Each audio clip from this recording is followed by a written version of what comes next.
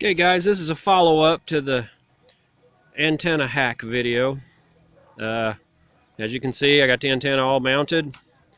Um, wasn't very hard really. This is how I split the little phenolic. Actually used a hacksaw, split it down, just kind of pop that out when you're done. Um, Brass screws, and it's just what I had laying around, nothing fancy. Cable runs in. That is actually an indoor wall adapter. I cut the tabs off each end, drilled a couple of holes, put the screws in, of course siliconed it, and I'm just using that as a bulkhead connector.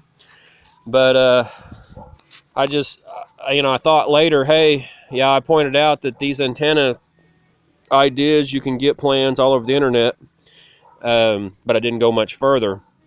This basic design came from Instructables.com. And when I first saw it on a Saturday. I was just kind of bored, and it was making these out of coat hangers. And I said, yeah, there's no way that could work very well. But I've got an hour to kill, so what the hell? And it actually worked really good.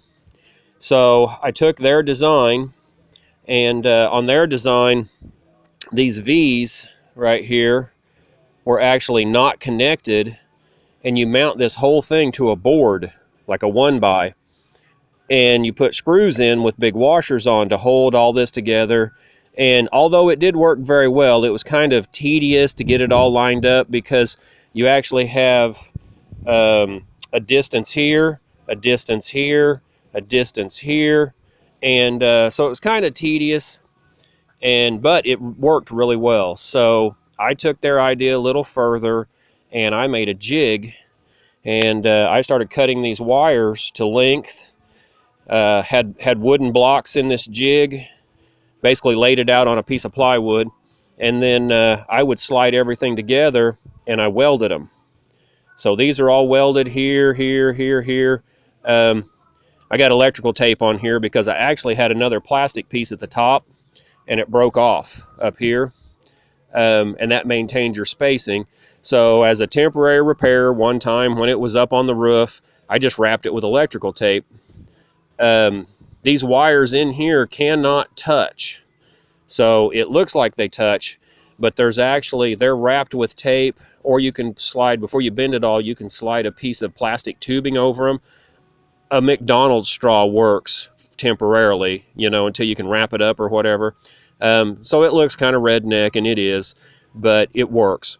And now that I've got it all built in this configuration, I'll take it, bead blast it, clean it all up.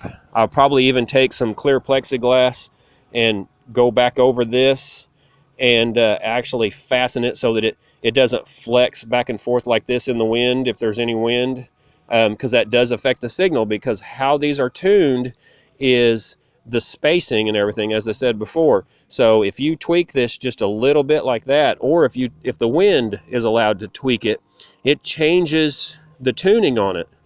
And so see, like that one right there now is way out. Okay, that won't work very well. And so I'll probably, redo it a little bit. But if you guys want to build these, there's no sense in paying, 60, $100 for a digital antenna when you literally can make them out of coat hangers. You pay about $6. This is what they call an impedance matching transformer. This just goes from what would be the old flat cable style antenna to your coax. And we used to get these off the back of TVs, honestly. But you can get these at Radio Shack or other electronic stores.